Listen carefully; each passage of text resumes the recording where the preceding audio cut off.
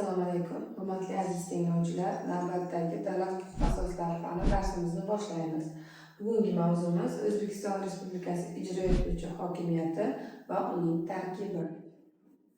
Xo'p, O'zbekiston Respublikasida ijro etuvchi hokimiyatni Vazirlar Mahkamasi amalga oshiradi, ya'ni ijro etuvchi oliy organ hisoblanadi.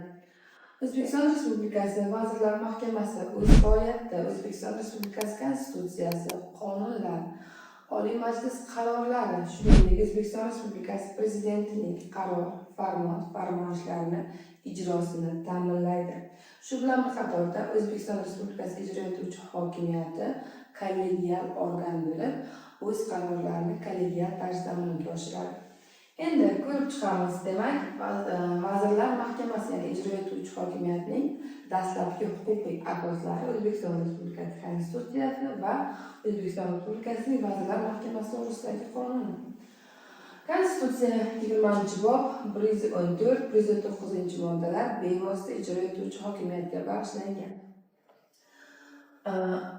2024-yil 11-iyun Oliy Majlis Qonunchilik palatasi tomonidan va joriy yilning 15-avgustda Senat palatasi tomonidan mazkur qonun loyihasi ma'qullangan va 2024-yil 25-oktyabrda qonun kuchga kirgan.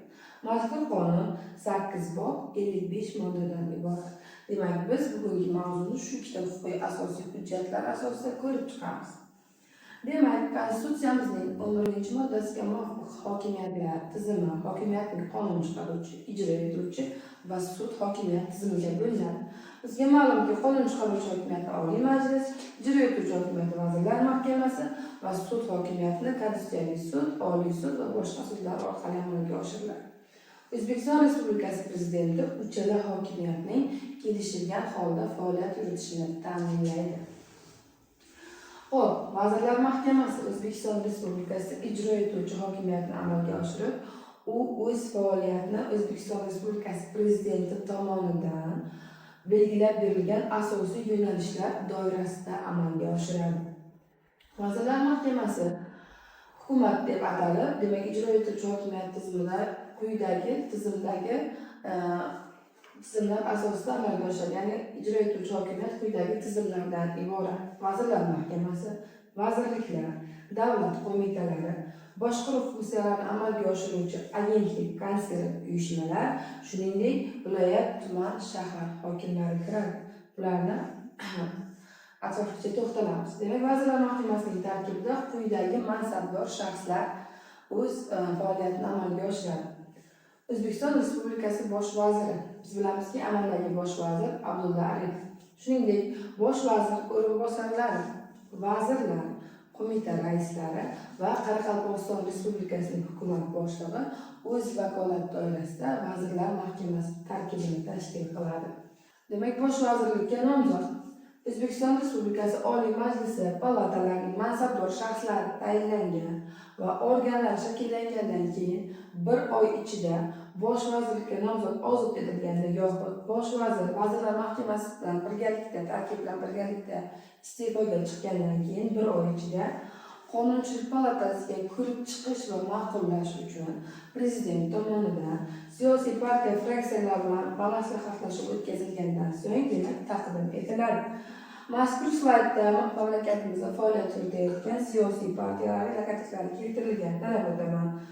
O'zbekiston Respublikasi Liberal demokratik partiyasi, Adolat demokratik partiya, Milliy tiklanish demokratik partiyasi, Xalq demokratik partiyasi va Ekologik partiya. Demak, aynan shu partiyalar fraksiyalar bilan maslahatlashuv o'tkazilgandan keyin bosh vazirlikka nomzod taqdim etiladi. Demak, bosh vazirlikka nomzod O'zbekiston Respublikasi Oliy Majlis Qonunchilik palatasiga ko'rib chiqish va ma'qullash uchun bevosita Prezident tomonidan taqdim etiladi va bu jarayon boshlanishidan oldin bosh vazir Vazirlar Mahkamasining yaqin va uzoq muddatli istiqbollariga bag'ishlangan yoki mo'ljallangan harakat dasturini taqdim etishi shart. Oliy Majlis Qonunchilik palatasi Prezident tomonidan taqdim etilgan bosh vazirlikka nomzodni, demak, 10 kun ichida ko'rib chiqishi lozim. Bosh vazir uning O'zbekiston Respublikasi Oliy Majlis Qonunchilik palatasi deputatlari umumiy sonining yarmidan ko'p ovoz bergan taqdirda lavozimiga demak ma'qullangan hisoblanadi. Endi bosh vazirlikka lavozimi taqdim etilgan nomzod 3 martagacha rad etilgan taqdirda prezident o'zi bosh vazirlikka nomzodni lavozimiga tayinlab, Oliy Majlis Qonunchilik palatasini tarqatib yuborishga haqli. Shuningdek, prezident bosh vazirni Vazirlar Mahkamasining amaldagi tarkibini ham bevosita o'zi qaroriga asosan lavozimidan ozod qilishga haqli. Shu bilan bir qatorda Vazirlar Mahkamasi hisobotini eshitish yakunida, ya'ni biz bilamizki, har yili Vazirlar Mahkamasi Oliy Majlis Qonunchilik palatasiga hisobot topshiradi. Aynan shu hisobotni eshitish yakunida Qonunchilik palatasi bosh vazirga nisbatan ishonchsizlik botimini tasdiqlab, ular Vazirlar Mahkamasi tarkibini yoxud bosh vazirni iste'foga chiqarish to'g'risida prezidentga taklif kiritishga haqli. Qisqacha Vazirlar Mahkamasining vakolatlari bilan tanishamiz. Demak, Vazirlar Mahkamasi iqtisodiy, samarali iqtisodiy, ijtimoiy, soliq, budjet sohasida siyosatni amalga oshiradi, ilm, fan, madaniyat va sog'liqni saqlash bo'yicha ma'lum choralarni ko'radi. Shuningdek, mamlakatimizda oziq-ovqat xavfsizligini ta'minlash, kambag'allikni qisqartirish, qulay investitsiyaviy muhit yaratish, shu bilan bir qatorda hududlarni kompleks va barqaror rivojlantirish bo'yicha choralarni ko'radi. Nogironlikka bo'lgan shaxslar, ijtimoiy himoyaga muhtoj shaxslarni, shuningdek, oilani qo'llab-quvvatlaydi, yoshlarga oid davlat siyosatini amalga oshiradi. Atrof-muhitni muhofaza qilish, tabiiy boyliklarni asrab-avaylash, saqlash, iqlim o'zgarishlari, epidemiyalarga qarshi kurashish, pandemiyaga qarshi kurashish borasida chora-tadbirlarni ko'radi. Demak, bosh vazir qanday vakolatlarga ega? Qisqa to'xtalib o'tamiz. Vazirlar Mahkamasi faoliyatini tashkil etadi, uning samarali ishlashi uchun shaxsan javobgar. Vazirlar Mahkamasi majlislarga raislik qiladi va uning qarorlarini imzolaydi. Xalqaro miqyosda hukumatlararo muhokamalarda, ya'ni sharoitlarda Vazirlar Mahkamasi nomidan ish ko'radi va qonunchilikdan boshqa vakolatlarini amalga oshiradi. Vazirlar Mahkamasi o'z faoliyat doirasida barcha uchun majburiy bo'lgan qarorlar va farmoyishlar chiqaradi. Shuningdek, Vazirlar Mahkamasi o'z faoliyatini amalga oshirish jarayonida O'zbekiston Respublikasi Prezidenti va Oliy Majlisi oldida javobgardir. Xo'p, ishonchsizlik votumi. Ishonchsizlik votumi odatda O'zbekiston Respublikasi bosh vaziriga nisbatan Qonunchilik palatasi tomonidan taqdim etiladi va bu qachon taqdim etiladi?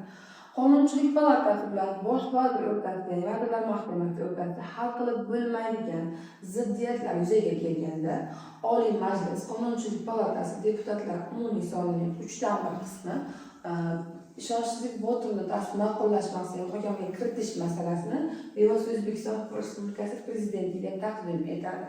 Prezident qayta bu masalani Qonunchilik palatasiga umumiy holda muhokamaga kiritganda, Qonunchilik palatasi tarkibi umumiy a'zolar sonining 3dan 2 qismini tasdiqlagan taqdirda ishonchsizlik votumi tasdiqlangan hisoblanadi va prezident o'zining qarori bilan bosh vazirni va amaldagi hukumatni birgalikda iste'foga chiqarishga haqli. Hop, endi O'zbekiston Respublikasi Vazirlar Mahkamasi o'z faoliyatini, demak, prezident tomonidan amalga belgilab berilgan yo'nalishlar asosida amalga oshiradi. Demak, prezidentning hokimiyati ta'sirini bevosita qisqacha ko'rib o'tamiz. Demak, hukumat majlislariga prezident raislik qila oladi, davlat boshlig'i hisoblanadi, prezident va hokimiyat organlari kelishilgan holda faoliyatini ta'minlaydi, ishonchsizlik votum masalalarini prezident bevosita o'z ishtirokida amalga oshiradi, Vazirlar Mahkamasi yangi tarkibini shakllantirishda, bosh vazir lavozimiga tayinlashda bevosita ular o'zining qarori bilan ularni lavozimiga tayinlaydi. Shuningdek, hukumat tarkibini tayinlash, lavozimdan ozod qilish huquqiga ega. Vazirlar Mahkamasi demak o'z vakolati doirasida qonunlar ijrosini ta'minlaydi, iqtisodiy siyosatni, shuningdek Vazirlar Mahkamasi o'zining mamlakat miqyosidagi ijtimoiy, iqtisodiy rivojlanishga mos bo'lgan chora-tadbirlarni amalga oshiradi. Vazirlar Mahkamasi o'z faoliyat doirasida vazirliklar, qo'mitalar, agentliklar tarzida faoliyat yuritadi. Xo'sh, vazirlikning o'zi nima? Ya'ni tarkibga o'tdik Vazirlar Mahkamasini.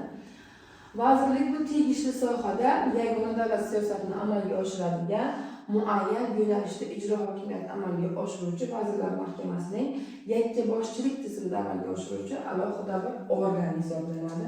Biz bilamizki, juda ko'p vazirliklar, mamlakatda 20 dan ortiq vazirlik bor.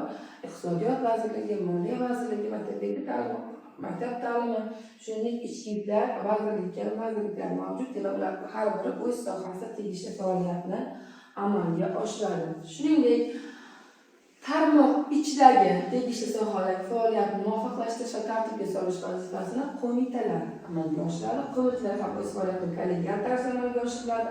Mamlakatimizda statistika qo'mitasi, axborot agentligi, yoshlar ishlar agentligi kabi, demak, tarmoq ichidagi faoliyat yurituvchi organlar mavjud. Va endi yakunlashga arafasidamiz mavzuni. Demak, nafaqat vazirlik qo'mitalar, balki hokimlar ham o'z vakolat doirasida Vazirlar Mahkamasi tarkibiga kiradi. Viloyat hokimi, shahar hokimlari, shuningdek tuman hokimlari o'z faoliyatini yakka-boshlik asosida amalga oshirsa-da, vakolat doirasi Vazirlar Mahkamasi tarkibida tashkil etiladi.